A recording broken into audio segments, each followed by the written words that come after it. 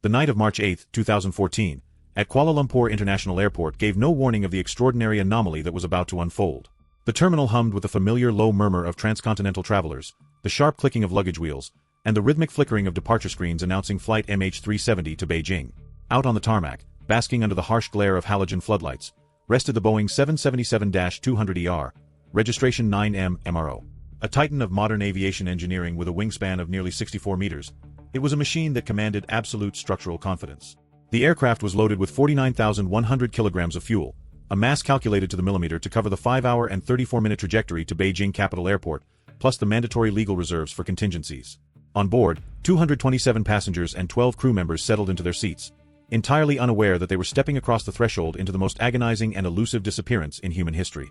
Inside the cockpit, the atmosphere was defined by rigid professionalism, yet beneath that calm surface, two biographies intersected at completely opposite stages of life. In the left seat sat Captain Zahari Ahmad Shah, a 53-year-old veteran with over 18,000 flight hours under his belt. He was a highly respected figure within the airline, known for his meticulous nature and a quiet, consuming obsession with his home-built flight simulator. To his right sat First Officer Farrokh Abdul Hamid, a 27-year-old on the verge of completing his final transition phase to the Boeing 777. This flight was his ultimate test before achieving full certification. The dynamic between them was governed by strict cockpit resource management and mutual respect. As they executed the pre-flight checklists, verifying hydraulic pressures, the operating parameters of the massive Rolls-Royce Trent 892 engines, and the route pre-programmed into the flight management computer, everything aligned into a flawless, predictable routine. At 12:41 a.m. local time, the Boeing's engines roared to life, shattering the quiet of the Malaysian night. The aircraft accelerated down runway 32R and lifted smoothly into a clear sky, climbing steadily through the dark. Air traffic controllers in Kuala Lumpur monitored the ascent on their secondary radar screens, watching the digital data tag of MH370 display perfect speed, altitude, and heading. At 1:01 a.m., the aircraft reached its initial cruise altitude of 35,000 feet, stabilizing over the pitch-black waters of the South China Sea. It was at this exact moment that the onboard communication systems began to register the first subtle, anomalous gaps, microscopic details that only a forensic digital investigation would uncover weeks later.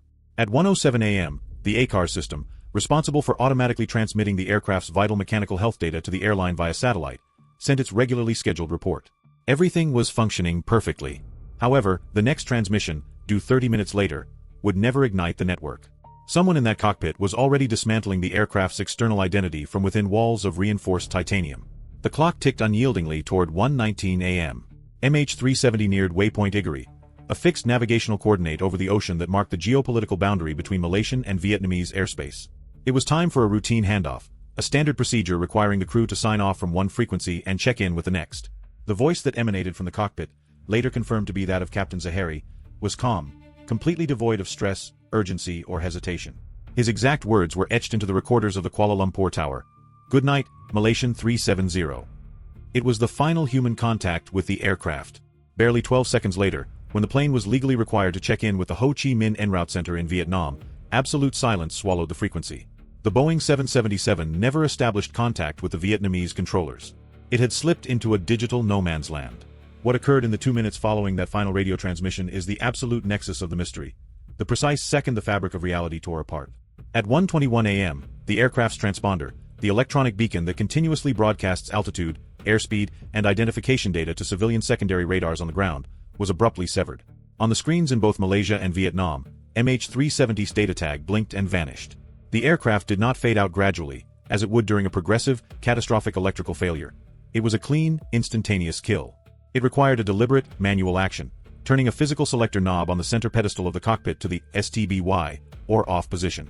In that single instant, the plane became a ghost to civilian authorities. For the outside world, Flight 370 had ceased to exist over the South China Sea, triggering an immediate, silent panic among bewildered controllers who began calling each other, desperate for an echo that was no longer there. Yet, MH370 was still flying. While civilian screens remained blank, primary military radars, which do not rely on an aircraft's cooperation but instead bounce raw electromagnetic waves directly off the physical aluminum skin, captured a violent, aggressive maneuver. Only a pilot possessing exceptional skill and a profound comprehension of regional air corridors and geopolitical blind spots could have executed the flight path that followed. The Boeing 777 performed a sharp, bank-angle turn to the left, a near 180-degree reversal that subjected the commercial airframe to intense G-forces. The aircraft abandoned its heading to Beijing and retraced its steps, charging back toward the Malaysian peninsula. This was not the erratic drifting of an incapacitated crew. The aircraft was being flown manually and aggressively, hugging the exact border between Malaysian and Thai airspace. By navigating this geopolitical seam, whoever was at the controls knew that military radar operators on either side would assume the target was the other nation's responsibility, successfully preventing the scrambling of supersonic interceptor jets. As the Phantom aircraft bisected the Malaysian peninsula in the dead of night, the psychological horror inside the cabin turns dark and suffocating. If this was a hijacking or a rogue pilot action, the reality for the passengers quickly became a terrifying descent into darkness. The main cabin lighting could easily be extinguished from the overhead panel in the cockpit, plunging the 238 remaining souls into pitch-black isolation. Military radar data revealed that the plane did not just alter its heading, it weaponized its altitude, climbing at one point to an astonishing 45,000 feet, well above the certified service ceiling of a Boeing 777. At that altitude, a controlled depressurization of the cabin, initiated manually via the environmental control switches on the cockpit overhead panel, would strip the oxygen from the lungs of every passenger and cabin crew member within seconds. The yellow emergency masks would have dropped from the ceiling panels, but in a manual venting scenario at that altitude, the chemical oxygen generators at the seats are hard timed to last barely 15 minutes. Once exhausted, a silent, insidious hypoxia would have induced unconsciousness and eventual brain death. The interior of the aircraft was systematically converted into a massive, pressurized flying tomb, where only the person at the controls remained awake, sustained by the high-capacity, long-duration oxygen system reserved strictly for the flight deck. At 1:52 a.m., Malaysian military radar caught the aircraft passing just south of Penang Island. It was here that a chilling detail emerged, adding a devastating psychological layer to the profile of Captain Zahari. The aircraft executed a banking, graceful turn around the island, a movement that aviation experts interpret as a deliberate, final look at the pilot's own birthplace. The Boeing's left wing dipped, allowing whoever was alive at the controls to gaze out the window at the glittering, distant lights of Penang before committing the aircraft irrevocably to the void. Following this subtle deviation, the plane enfiled the Malacca Strait, one of the busiest maritime shipping lanes on Earth, flying precisely along the commercial air corridor designated as Waypoint Track N571. To anyone looking up from a vessel below, it would have appeared as a normal, routine flight, but it was traveling with its communications completely dead, a hollow shell of metal leaving the final outposts of human civilization behind. The analysis of premeditation within the flight deck completely dismantles any theory of a sudden mechanical emergency or onboard fire. The flight management computers and automated systems were manipulated with a fluidity that only an absolute master of the 777 architecture could command. The focus of international intelligence agencies quickly narrowed to the private life of Captain Zahari Ahmad Shah, unearthing a piece of evidence that the Malaysian government spent months trying to suppress to avoid catastrophic political fallout: the elaborate, high-fidelity flight simulator built inside the captain's private residence. A deep digital forensic sweep of the simulator's hard drives, conducted by the FBI's behavioral and cyber perits at Quantico, uncovered a fragment that freezes the blood. Weeks before the fateful night of March 8, Zahari had plotted a practice route that did not correspond to any commercial itinerary flown by the airline. The digital footprints left in the software recorded a departure from Kuala Lumpur, a sharp left turn over the Malacca Strait, and a straight, uncorrected heading into the deep, frozen expanse of the southern Indian Ocean, ending abruptly when the virtual fuel ran out. The home simulator was, in essence, the blueprint for the perfect crime. It was not a technical coincidence. It was the precise architectural rendering of a disappearance designed to leave civilization permanently blind. The final trace captured by military radar occurred at 2:22 a.m. over the Andaman Sea, at a coordinate pushing the absolute outer limits of Malaysia's ground-based defense systems. From that minute onward, military screens also went cold. MH370 had broken its last physical tie to conventional radar networks. It appeared the plan had been executed flawlessly. The aircraft had vanished without leaving a trace on any radar scope in Southeast Asia. However, whoever was piloting the aircraft committed a critical technical miscalculation, or perhaps ignored an automated protocol embedded deep within the plane's digital architecture, a protocol that would ultimately betray its anonymity. They forgot that while the main navigation and communication radios were dead, the satellite data terminal remained tethered to the cosmos. At 2:25 a.m., 3 minutes after vanishing from military scopes, the Satellite Data Unit, SDU, on board the Boeing 777 suddenly cycled back to life. International perits suggest this was caused by a temporary, total management of the aircraft's electrical bus, a manual power down from the cockpit to kill remaining systems, followed by a reconnection of the main engine generators. Upon regaining power, the satellite terminal initiated an automated log-on protocol, transmitting a handshake request to the Inmarsat satellite network orbiting in deep space. This digital pulse, a simple ping, was logged by a ground station in Perth, Australia. It contained no GPS coordinates, no speed telemetry, and no text. It was merely an automated handshake stating, "I am here, my systems are online." It was the first of a series of 7 telemetric handshakes that, over the course of the next 6 hours, would completely rewrite the geography of the search and chart a course toward a final, watery confinement. The analysis of these 7 satellite pings forced a team of elite mathematicians and satellite scientists in London to invent an entirely new method of signal analysis based on the Doppler effect and burst frequency offset. By measuring the infinitesimal delays in transmission times and the precise distortion of the signal frequency caused by the relative motion between the moving aircraft and the geostationary Inmarsat 4F1 satellite, investigators managed to calculate the exact distance between the plane and the orbital platform. This allowed them to project two immense rings of probability across the face of the Earth. The northern arc stretched from the borders of Kazakhstan and Uzbekistan into western China, cutting through heavily militarized, radar-dense continental zones. The southern arc plunged directly into the southern Indian Ocean, a vast, gelid wilderness of abyssal trenches, savage swells, and permanent storms completely devoid of radar coverage. The total absence of any air defense alerts from India, China, or Pakistan swiftly invalidated the northern route. MH370 had turned south, heading into the most inhospitable liquid desert on the planet, flying autonomously on a straight heading for hours, maintaining a constant speed and a locked course that could only be sustained by the autopilot system. While the aircraft devoured the miles in the absolute blackness of the southern winter sky, a Saturday of unmitigated chaos was dawning in Kuala Lumpur. Malaysia Airlines authorities issued a deeply flawed and confusing press release at 7:24 a.m., stating that flight MH370 had lost contact with air traffic control at 2:40 a.m., an erroneous timestamp that diverted the initial international search and rescue armada to the South China Sea, thousands of miles away from the plane's actual location. At Beijing Capital Airport, devastated families waiting at the international arrival terminal watched the status of the flight on the monitors change from delayed to a haunting, empty blank. Agony rapidly transformed into fury and despair as the airline and the Malaysian government provided evasive, contradictory statements, visibly paralyzed by the crisis and actively hiding military radar data out of fear of exposing the glaring vulnerabilities in their national defense networks. It was this systemic failure that allowed the crucial golden hours of the search to evaporate. By delaying the deployment of assets to the true search zone for nearly 2 weeks, the ocean was granted ample time to digest the evidence, swallowing the heavy structural elements and scattering the buoyant composite fragments across thousands of nautical miles toward the African coast. Oblivious to the geopolitical storm and the human suffering mounting on land, the Boeing 777 continued its phantom march toward the deep south throughout the morning. The satellite pings were logged with mathematical certainty at 3:41, 4:41, 5:41, and 6:41 a.m. The aircraft flew parallel to a longitudinal line, burning through its remaining fuel at a steady cruise setting. Inside the cockpit, the atmosphere must have been that of a point of no return.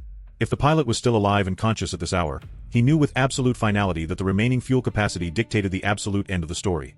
There were no alternate runways, no islands, no solid land within a radius of thousands of miles. Only the dark infinity of the ocean awaited the climax. The flight had become a masterpiece of lethal logistics, a technical execution calculated so that the primary wreckage would settle in the depths of the Wharton Basin, an underwater graveyard defined by the Diamantina Trench and abyssal plains dropping more than 4,000 meters below the surface. At 8:11 a.m., 7 hours and 30 minutes after departure, the Inmarsat satellite recorded a seventh and final data exchange. This signal was fundamentally different from the rest. It was a corrupted, fragmented transmission, a log-on request that did not align with the standard hourly interrogation interval. Forensic perits from the Australian Transport Safety Bureau, ATSB, determined that this final spasm was triggered by fuel starvation. The right engine flamed out first, causing the autopilot to instantly disengage as it struggled against the asymmetric thrust. Minutes later, the left engine died, leaving the massive 250-ton Boeing entirely devoid of propulsive power. The main electrical buses collapsed once more, and the ram air turbine, RAT, a small emergency wind generator, automatically deployed from the belly of the fuselage to supply vital emergency current to the critical flight instruments. It was this dying gasp of residual backup electrical power that generated the incomplete ping at 8:11 a.m., the final electronic heartbeat of MH370 before its plunge into the abyss. The reconstruction of the aircraft's final minutes presents a scenario of catastrophic structural violence. Devoid of engine thrust and without an active autopilot to trim the control surfaces, the plane entered what aeronautical engineers classify as a progressive, high-speed graveyard spiral. Data from the final satellite burst indicated that the aircraft was accelerating downward at an alarming, exponential rate, reaching vertical descent speeds between 12,000 and 15,000 feet per minute. If anyone was alive on the flight deck attempting to glide the aircraft manually, the forensic evidence recovered years later violently refutes any theory of a controlled ditching. Microscopic analysis of the right-wing flaperon, recovered on the shores of Réunion Island, proved that the internal actuator mechanisms were not extended or deployed for an emergency landing configuration. Instead, the trailing edge was torn apart by extreme, high-velocity divergence. The aircraft did not glide down to a soft, managed landing. It plummeted from the sky in a terrifying, uncontrolled dive, shattering the sound barrier before obliterating itself against the surface of the water with a force equivalent to hitting a solid concrete wall, instantly pulverizing the airframe and sending the heavy machinery straight down to the ocean floor. The enigma of MH370 did not conclude with that violent impact. That was merely the prologue to the most expensive, frustrating, and technologically advanced deep-sea salvage operation in human history. 4 years, specialized vessels equipped with deep-tow side-scan sonars, autonomous underwater vehicles capable of withstanding crushing atmospheric pressures, and the world's foremost oceanographers systematically scanned over 120,000 square kilometers of the southern Indian Ocean seabed. They discovered forgotten 19th-century shipwrecks, previously unmapped underwater volcanoes, and towering mountain ranges buried beneath abyssal silt, but the primary hull of the Boeing 777, the flight data recorder, and the cockpit voice recorder containing the final human words spoken on board remained entirely invisible. The sea surrendered only fragments. Shattered shards of carbon fiber and internal cabin paneling washed ashore by the intense currents of the Indian Ocean gyre onto the coastlines of East Africa, pieces that confirmed the physical death of the machine but fiercely guarded the motives of its architect. Today, the scar of MH370 remains wide open, a permanent defiance to the illusion of global technological omniscience. We live in an hyperconnected era where we track the real-time position of a cellular device anywhere on Earth, where we monitor postal shipments across oceans with minute-level precision, and yet, one of the most sophisticated commercial machines ever devised by man was erased from the map with the simplicity of a candle being snuffed out in a dark room. The ongoing absence of the black boxes marks the total victory of the perpetrator. Without those voice and data tracks, the international community can formulate sophisticated hypotheses, run complex hydrodynamic simulations, and project mathematical arcs into space, but it can never hand down an absolute verdict. The case of Flight 370 is not a mystery of nature. It is a chilling testament that the human mind, when deploying technology as a weapon of total obfuscation, is capable of carving a void that even the most advanced satellite constellation cannot penetrate. The absolute truth of MH370 remains resting 4,000 meters down, on a silent abyssal plain where the sun never shines, and where the heavy silt of the ocean floor holds custody over the secret of 239 souls who, on a dark March night, took off toward Beijing, but whose ultimate destination was absolute oblivion.